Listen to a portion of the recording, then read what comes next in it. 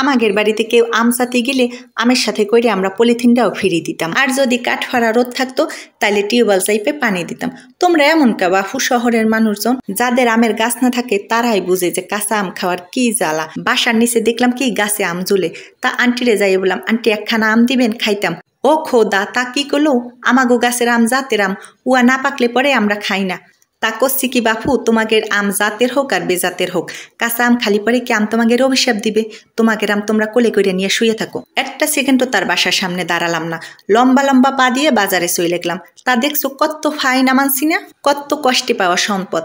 তা কি তোমারে আমি এমায় এমায় খাইতে পারি? কি যে মাল একখান বানাবো আনে, যা বানাইলাম তা আমি বাপের কালেও খাইছি না। পোড়া মরিচ ছাড়া কিন্তু উয়া খাইতে মোটেও ভালো লাগবে না। এই যে চামচ খান দেখো না, আমি মরিচ পোড়ার জন্য এটা রেখে নিছি। আর যা যা লাগবে তা এক পলকে দেখে নাও। এই যে একটা পেঁয়াজ নিলাম আর 4 কোয়া রসুন নিছি। পেঁয়াজটার আমি কিউব করে কাইটে নিছি, আর নিছি রসুনটারে সেইসা। এরপর হচ্ছে আমের স্টক বাইর করবো। দেখছো আমখানা সিদ্ধ দিছি, পরে একালে আগ করিয়া বইছে। যাক, তুমি আগ করিয়া বইছো কা, আমরা তোমারে গিলবো দেখে আগ করিয়া বইছি। রংটা কত সুন্দর হয়েছে না?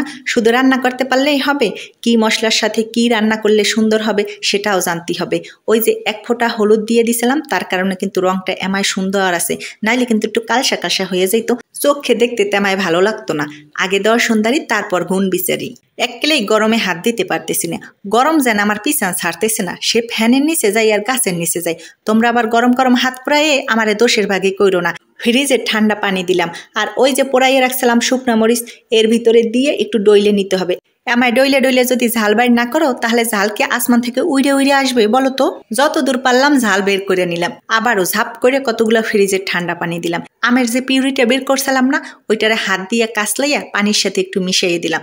এরকম ঘন থাকবে, আর পরিবারের সদস্য বুঝে পানিটা দিবেন।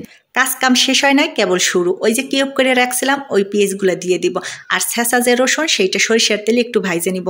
ভাইরে ভাই, সরিষার তেলের সাথে রসুন ভাজা যেই একটা ঘ্রাণ আসছে, মনটায় চাচ্ছিল হাঁটু গাইরে বাটির মধ্যে বসে পড়ি। তাকলে হবে, বানানি শেষ দিতে হবে না। টক আর ঝালের ব্যালেন্স করতে দিয়ে দিলাম চিনি আর লবণ। এরপর নাড়াই একটু খাইয়ে খাইয়ে দেখতে হবে যে টক ঝাল মিষ্টির ব্যালেন্স ঠিক আছে কিনা।